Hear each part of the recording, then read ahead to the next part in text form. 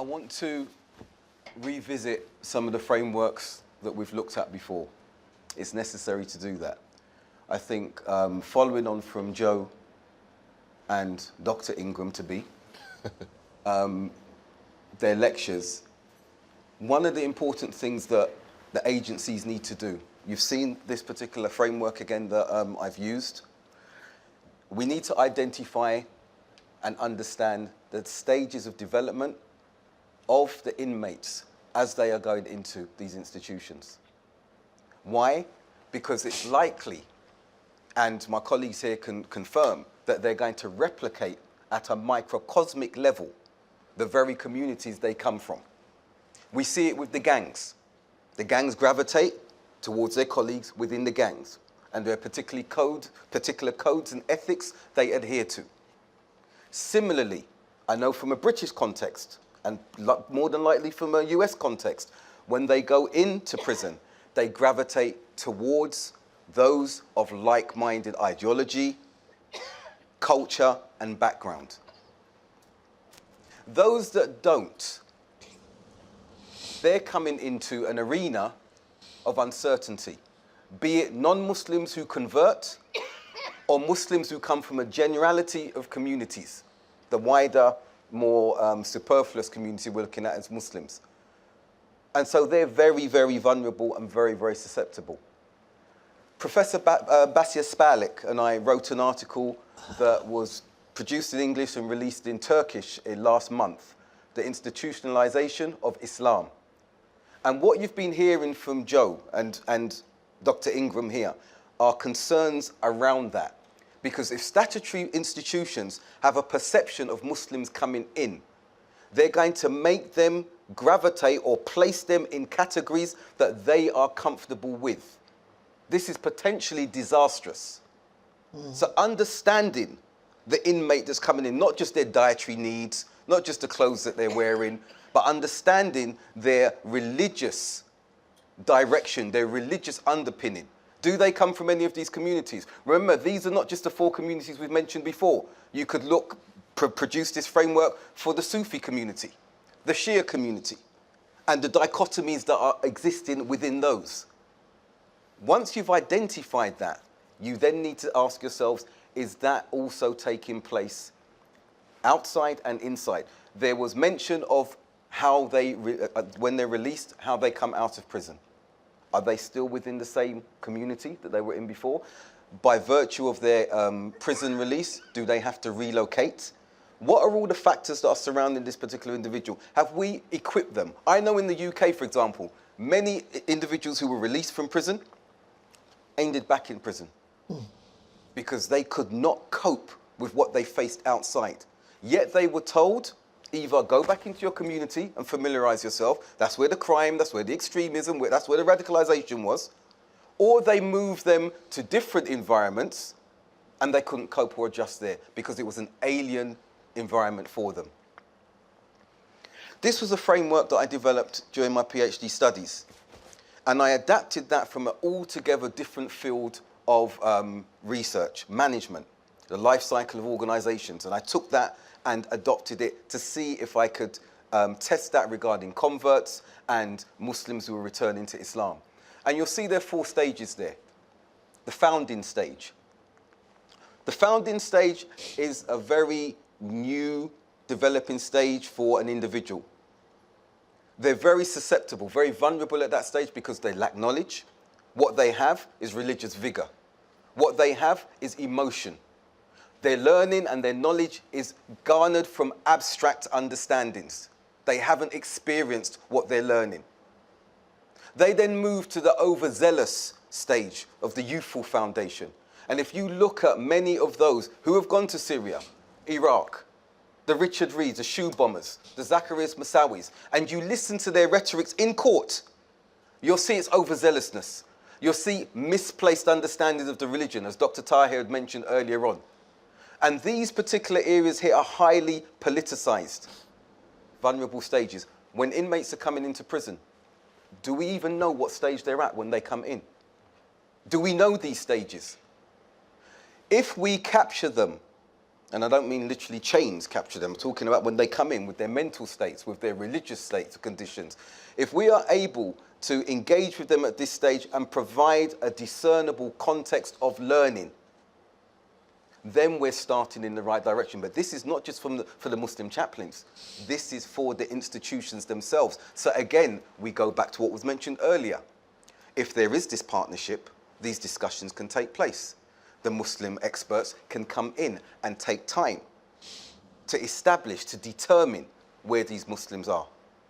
And we want to move them, like ourselves, to these safer stages, the adult phase, the mature phase, where reflection takes place, where actualization takes place. What is actualization? They are now practicing their religion and tenets of their faith from practice, from understanding, from experience. Not from abstract DVDs, YouTube, listening to a context that is altogether different because it's coming from a different part of the world, be it Asia, the Middle East or Africa. They are able to contextualize, but we need to work together institutionally to move them in that direction and not place them into categories that suit our system so we can tick the right boxes. The last figure that you saw, the last framework you saw was quite a basic, rudimentary framework. There are some converts here, I understand, who can resonate, that resonates with. The more detailed one, the following here, was a further adaptation. And the reason I developed this is because you have an issue. We've talked about susceptible, vulnerable inmates. We've heard that from my two colleagues. What about extremist protagonists? And let's focus now. And you might say, well, why do we need to look at a framework for them? When I was studying, I did the case study of Abdullah al-Faisal. I couldn't fit him into the previous slide. I couldn't say he was at the founding stage. It was the descriptors were too basic. I wouldn't say he was at the adult or mature phase either because of the nature of his propaganda. That doesn't mean that extremists do not reach that. But I couldn't fit him into that category. So I was thinking, when I do sit with my professors, they're going to say to me, your PhD is incomplete, you've got to come to a conclusion. So I searched and searched and thought, how can I solve this particular problem? I was able to amalgamate these two theoretical frameworks and develop what you see at the bottom there with regards to abstract understandings to actualizing. And I was then able to place individuals like Faisal at the youthful phase. Why? Because he was providing information which he had not fully embraced himself. He provided information and he was disseminated it with his own understanding and misinterpretation of the religion. He had an element of actualization, however, because he went and studied in a Muslim country. But his actualization was distorted. And I talk about the propagators as well as they enter the institutions. Why? And I will give you, we said we're going to spice it up a little bit. And I'll give you examples. An individual was in prison in the UK. And they placed him beside one of these propagators of extremism while he was in there. Just before that individual was to be released, I was abroad and I received a phone call from the police. I thought, what are they doing ringing me here? And they told me, we have got intelligence that this individual is going to be released very shortly, and he has been discussing the assassination of 2 individuals when he leaves. One is an imam, and the other is somebody else who was at the other end of the telephone call. When I got that phone call, I was surprised, and I wondered how that could have taken place. And with them knowing how they had an inability that this individual was going to be released and come into the community, with them knowing the level of the threat, they couldn't and wouldn't do anything about it. So they just didn't have the mechanism. If any help was needed, such and such had happened. Colleagues put in mechanisms of support around the imam, and when the individual came out, because some of them knew him, they engaged with him. I want to move to a different stage now to show you about what is required when engaging with extremists and their followers and their foot soldiers. And there are very few communities that show the wherewithal or bravery, I'm not saying I'm brave, but the courage to deal with this. What did we do? We let the individual come back into our community. The individual took part in my program, the street program. I deliberately engaged with this individual and spent time with him, privately, obviously aware of what had come to me from intelligence. And this is another thing I'd say to statutory partners. Your intelligence has to be accurate. It has to be accurate. Because if we respond to what is given to us in every instance, we can perpetuate, we can exacerbate the problem. So as a Muslim community, we relied upon our own intelligence among our colleagues, those who were still in prison, those who were out of prison, who gave some feedback, which enabled that engagement to take place. Another individual came to this individual later on, and I got him working voluntarily in my organization. And he told him, do you know this information had come to us? And do you know that Abdul Haq had such and such and such? The individual contacted me on the phone in tears. He said, I will never harm you. I will never harm you. Had that been the intention from the beginning, Allah knows best. But due to the engagement, remember the motto of my organization, it's for you, from people like you. If we fit these individuals into these boxes and these categories, Muslims or non-Muslims, we give them no room for development. We stereotype them. We've seen this happening with black communities, minority communities, not just here, in the UK and elsewhere. When we put them into neat little boxes, because we can deal with those boxes, there's no room for progress for those individuals. And many of those individuals will say, well, if this is the category you're placing me in, I'll act the fool and play that part. And they'll do it very well. So understanding these stages of development is essential for institutions at an institutional level in order to address some of the issues that I've addressed and what you've heard here from my colleagues.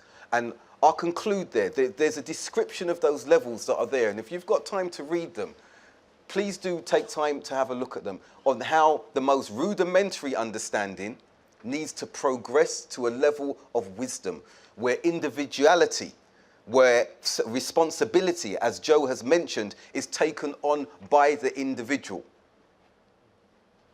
They take responsibility for their own actions. They process things from a process of knowledge if they have access to that knowledge. They process it within an environment where they're entitled or provided with the amenities, with the utensils to do that very thing. So we don't move them. We talk about groupthink, and we know that's a problem. We talk about cultism. We know that's a problem. But if we're reinforcing groupthink and cultism because we're not enabling them to act as individuals, to process things themselves, to not identify them as a category. And I'll conclude on this point, which is very, very key, which we'll go into the next topic. Because someone finds a sense of religiosity, many go into prison and become more practicing of whatever faith it is. The man might start growing his beard. He might start praying 5 times a day. But we start becoming worried as an intelligence or security apparatus saying this individual's moving towards extremism. Now, in my research, and it's not only me who's looked at this, we've got to differentiate between ideological extremism and behavioral extremism. Behavioral extremism is subjective. In France, the niqab is seen as extreme. In Saudi Arabia, it's not seen as extreme. In another country, the beard might be seen as extreme. In another country, it isn't. It's subjective. We cannot determine extremism based on outward appearance and particular modes of behavior. However, if we establish there is an ideological line of extremism, I've mentioned earlier on, Sayyid Qutb divided an aspect of Tawheed, the unification of Allah's names, His worship. They divided that into a 4th category. The Muslim world has divided it into 3. They made a 4th category and politicized it. Tawheed al-Hakimiyya. When we hear individuals espousing that, because that then's talking about governments now. The governments in the Middle East need to be overthrown. Then, for them, it was the near enemy. Al-Qaeda then changed it to say we need to go to the far enemy, the West. If we hear these types of beliefs, if we hear these types of beliefs being espoused that when we come out, we can rob and steal in the name of Islam and kill non-Muslims, then you know that is ideological extremism. And aspects of the behavior are analogous to that. But behavior by itself, institutions need to be very careful when they see an increase in religiosity. And they take that as indications and symbolism of extremism. This is very dangerous. And this tends to be happening in the UK prisons. I'm not sure if it's happening in the US prisons. But we need to differentiate between those two. And I'll conclude on that point. Thank you.